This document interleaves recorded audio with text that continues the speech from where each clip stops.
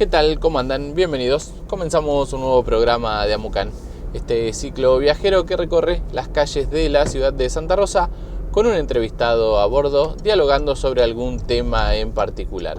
Antes de contarles de quién se trata el entrevistado de hoy, les recordamos nuestras redes sociales que ya figuran aquí abajo en pantalla para que puedan ver y compartir cada una de las emisiones de Amucán que tuvimos a lo largo de este 2019. Les pedimos también que se suscriban en nuestro canal de YouTube para ver todos los programas y que le den me gusta a nuestra página de Facebook. Ahora sí les contamos de quién se trata el entrevistado de hoy y por dónde lo vamos a pasar a buscar. Estamos hablando de Marcos Cenizo, director del Museo de Historia Natural de la provincia de La Pampa, con el que vamos a hablar de todos los temas referidos al museo y la actividad que tiene el mismo. Así que si ustedes me acompañan, pasamos a buscar a Marcos Cenizo.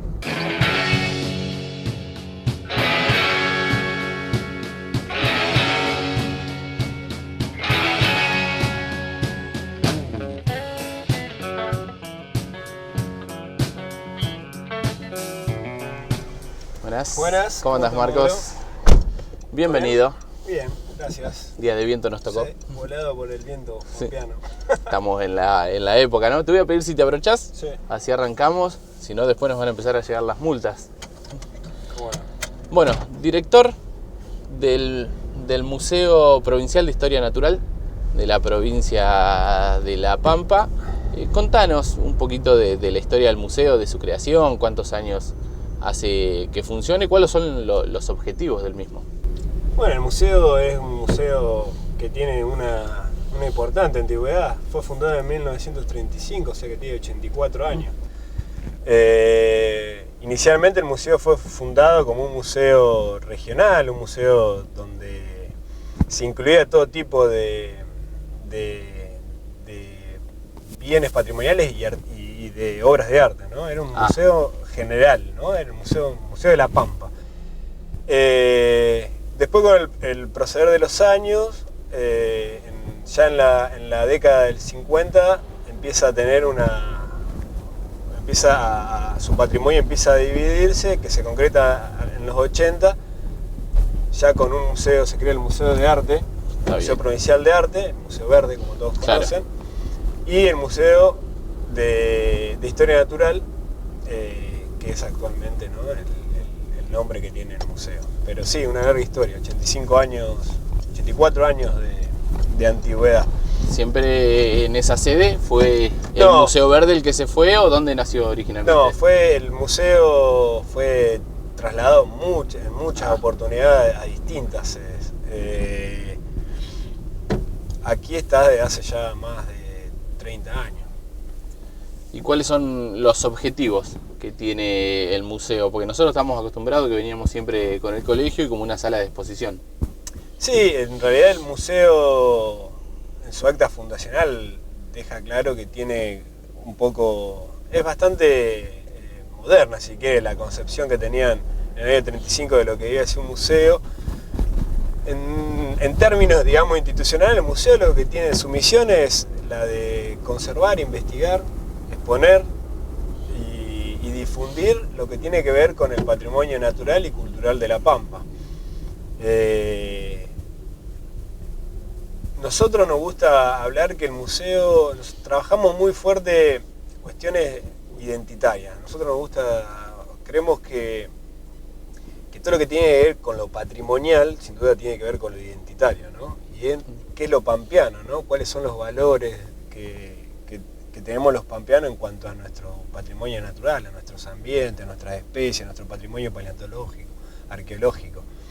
Y bueno, en sí, estos 4 años que estamos en esta gestión, hemos trabajado intensamente desde ese concepto fundamental que es lo identitario.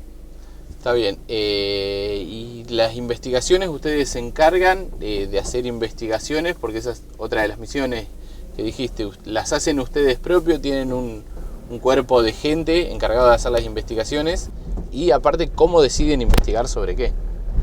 Sí, bueno, un poco el contexto, hay que aclarar que el museo recién nace desde el 2015, depende de la Secretaría de Cultura de La Pampa, que es la primera vez también que la Secretaría es un organismo independiente, ¿no? Antes dependía, era una subsecretaría y dependía del Ministerio de Educación. Al ser secretaría, queda un poco independiente en cuanto a generar sus propias políticas. Está bien, sí, tiene como más autonomía. Exactamente. De esa manera el Museo Pueyrredón empezó a formar un grupo, armó un organigrama que incluyera profesionales y técnicos especializados en distintas áreas de las ciencias naturales, que era un poco lo que se necesitaba. Seguir con la tarea educativa histórica del museo, que ha sido muy buena, pero fundamentada desde bases científicas, de propias investigaciones del museo. Es decir, las necesidades que ve el museo en cuanto a la investigación o a la conservación del patrimonio cultural y natural, trasladada a lo educativo. Y el museo sí genera sus propias investigaciones y también gestiona, ¿no? Permite que otros, ayudamos a que otros también generen investigaciones, actuando como intermediario, sirviendo como también un lugar de formación de recursos. Tenemos pasantes, tenemos colaboradores de la Facultad de Ciencias Exactas y Naturales, que es un organismo que naturalmente está vinculado con el museo. Y así de varias áreas, y fuera de la provincia también trabajamos mucho en colaboración con otras instituciones y centros de investigación del resto del país. ¿Hay una muestra permanente en el museo? ¿Hay cosas que siempre vamos a encontrar y después hay algunas muestras que van cambiando respecto de presentaciones? Te lo pregunto más que nada por cómo es el otro museo, un museo de artes, que hay muestras itinerantes y que van cambiando. Sí, en el caso del museo nuestro, en primer lugar, también uno de los objetivos en la nueva gestión, ya hace 3 años y medio que estamos trabajando en la refuncionalización de todas las salas, renovando todas las exposiciones, renovando el relato museológico, es decir, lo que se cuenta de esas colecciones. Y bueno, ya hemos avanzado en todo lo que es la iluminación y la estética en general del museo. Interiormente ya se hizo hace un par de años, pero ahora estamos de a poco cambiando salas de a una, cada una de las salas del museo. ¿Y qué tiene el museo, a diferencia por ahí del Museo de Arte, donde las muestras las traen los artistas, sí, y el museo hace la tarea de curaduría, o sea, de exponer esas obras? El museo no hay artistas, no hay científicos que traigan... encargados de traer algún fósil.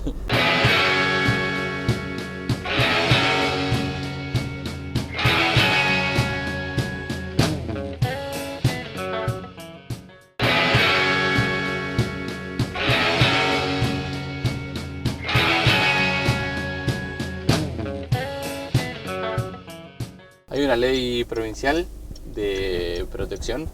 Sí, justamente el año pasado se sancionó una ley en la que... es nueva. Sí, en la que trabajamos arduamente durante casi 6 años, un colectivo de gente, viene de la gestión anterior, ¿no? La iniciativa, pero bueno, por suerte el año pasado salió sancionada por la Cámara de Diputados una ley que tiene dos características muy importantes. Una es que es una ley de conservación del patrimonio paleontológico y arqueológico que le da intervención a los pueblos originarios en la gestión de su patrimonio.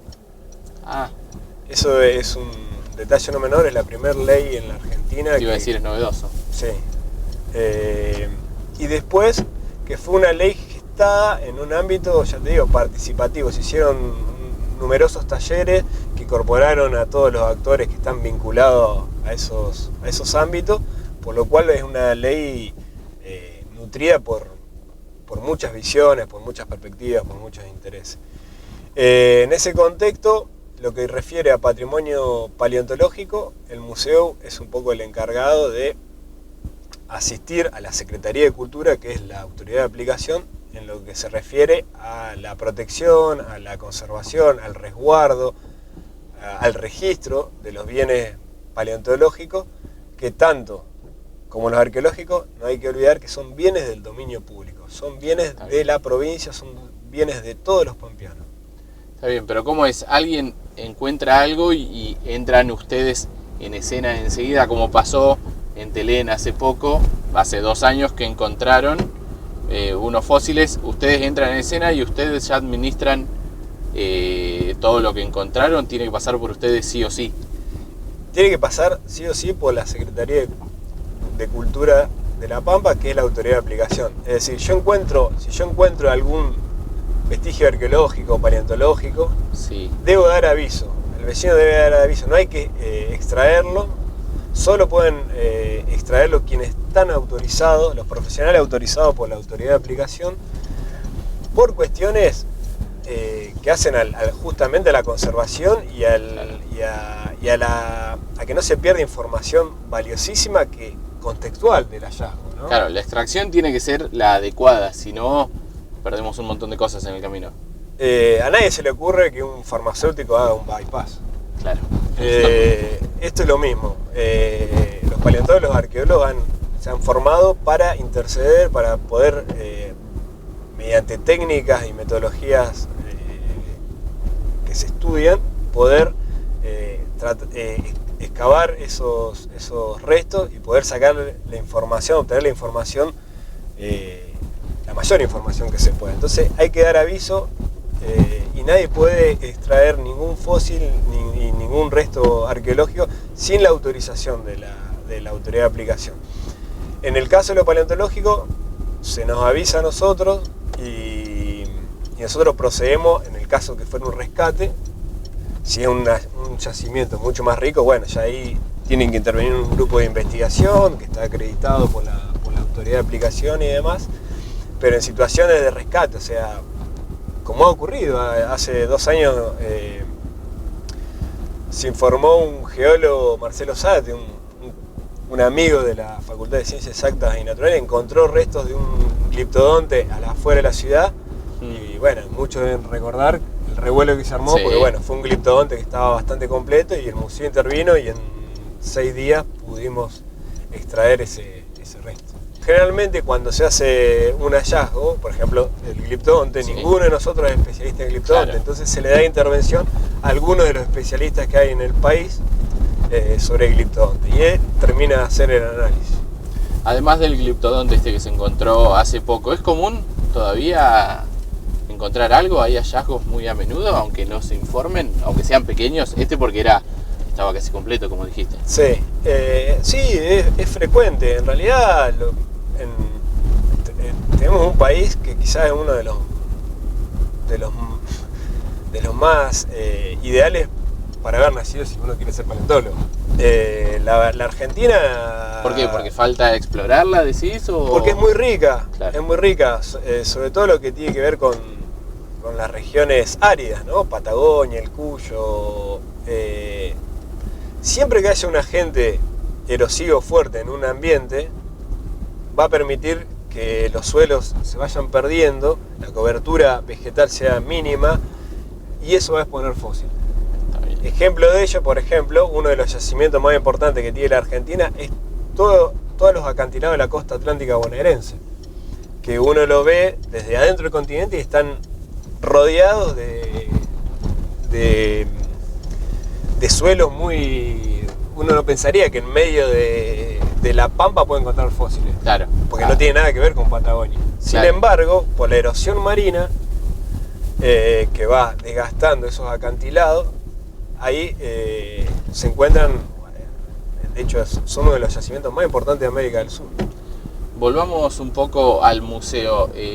Ustedes trabajan también sobre animales en peligro de extinción, sobre la protección, sobre la difusión.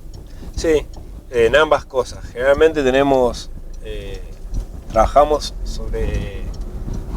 tanto sobre investigación como con iniciativas educativas para generar cambios sobre distintos problemas ambientales.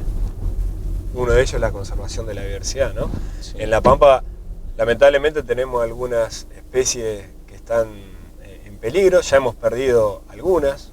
¿Por ejemplo? El yaguareté, por ejemplo. El yaguareté es el felino más grande de América, que fue muy abundante hasta principios del siglo XIX en La Pampa, y bueno, lo hemos perdido a tal punto que ya ni siquiera está dentro del imaginario nuestro, ¿no? Claro, pero tampoco hace tanto que se perdió. No. El último yaguareté que se tenga noticias es de alrededor de 1920, claro. Del oeste, ¿no? Sí, cerca del río. Y así, bueno, ese es un caso extremo, ¿no? Pero hay otras especies que tienen problemas, como el águila coronada, el cardenal amarillo, la heroica pampeana, el venado de las pampas, y ambientes que también han sufrido justamente por la presión productiva, ¿no? Nosotros en una provincia con gran producción agropecuaria, pero agrícola, pero por suerte aún tenemos una fuerte tradición ganadera. Eso hace que los bosques se hayan conservado relativamente bien en La Pampa respecto a otras provincias del país, como Córdoba o como Santa Fe.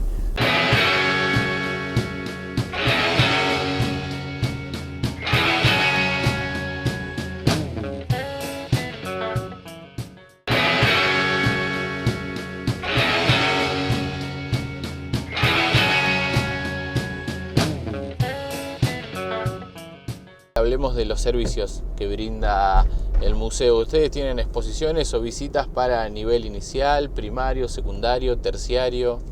Sí, los servicios educativos del museo son para todos los niveles.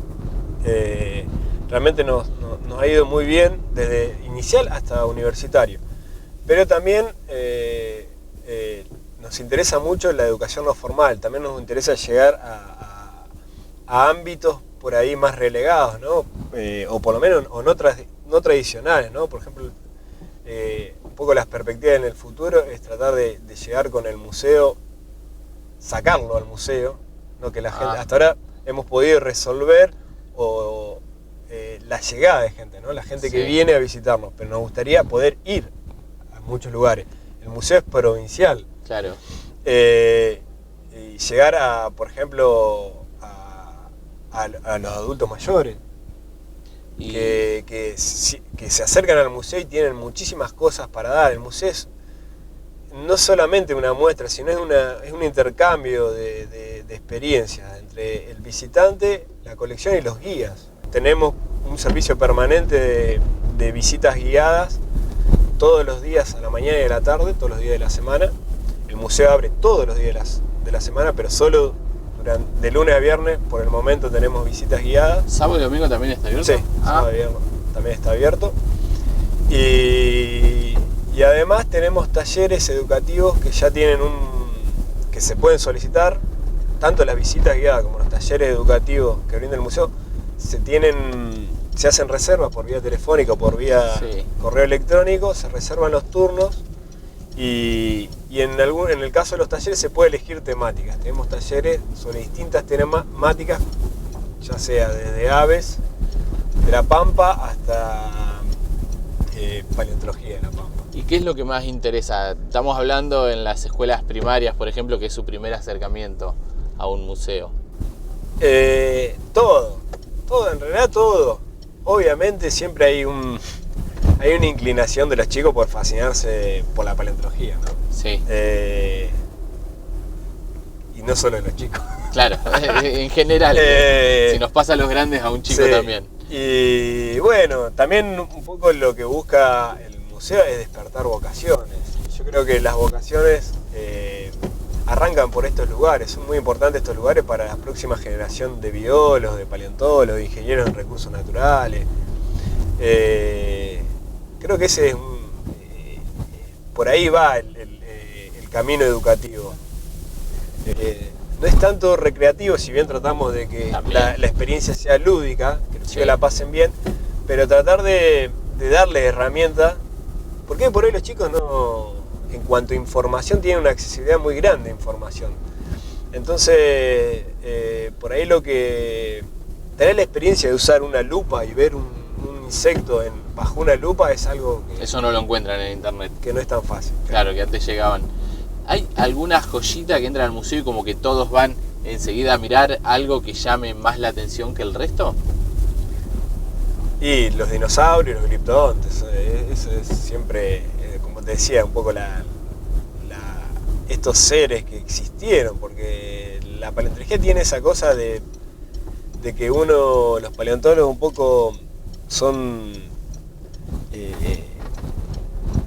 resucitan animales increíbles, pero que existieron. Dijimos varias veces colecciones, pero ¿qué es una colección o cuántos objetos, por llamarlo de alguna manera, se requiere para que sea llamado colección?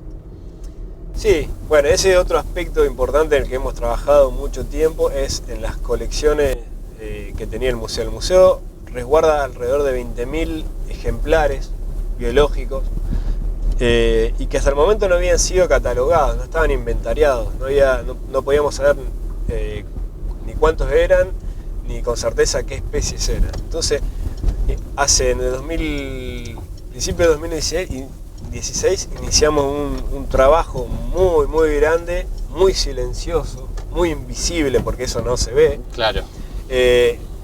Eso necesita también gente muy especializada, porque te imaginas que, por ejemplo, hay unos 18.000 insectos y cada familia de insectos, que hay miles, tiene un especialista, no cualquiera determina es un trabajo. Las especies de cada familia. Asimismo, bueno, se hicieron intensas tareas en capacitación, el personal se capacitó y ahora se están ingresando, se cumplimentaron todos los requerimientos que exigía el entonces Ministerio de Ciencia de la Nación y se incorporó, es una de las pocas instituciones de La Pampa que está incorporada al Sistema Nacional de Datos Biológicos. Los datos que carga el museo en esa base de datos quedan de libre acceso para todo el mundo. Y eso es una forma importante de darle utilidad a estos acervos de especímenes biológicos que tienen la valiosísima función de ser muestras representativas de la diversidad biológica en un momento determinado de la historia. Ejemplo de ello, por ejemplo, tenemos unas colecciones muy grandes, muy importantes, de insectos de la década del 50 y del 60, producto de las intensas actividades de colecta que hizo el entonces director del museo, sí, que era Reinaldo Aravena, que era un entomólogo. Entonces se hicieron durante esa época una gran colección de La Pampa y de todo el país de insectos. Y reestudiando esas colecciones, estamos viendo que hay muchos insectos que han desaparecido, cambios en la composición de insectos, que bueno, nos brindan información importantísima sobre el estado de conservación de nuestros ambientes. Bueno, Marcos, esperamos que haya alcanzado el tiempo, que hayamos podido explicar todo, que la gente entienda, pero siempre le tenemos que dejar un mínimo de duda para que vengan. Para que vengan y conozcan y charlen con vos y charlen con cada uno de los guías que hay. Antes de agradecerte y retirarte, te vamos a obsequiar un vino, nuestra bodega amiga estilo 152. Acompaña a todos los invitados, así que bueno, para vos y para todos quienes lo comparto con los muchachos y las muchachas del Museo Provincial. Bueno, espero que te hayas sentido cómodo. Reitero el agradecimiento. Muchas gracias. Gracias, Mauro. Saludos a todos.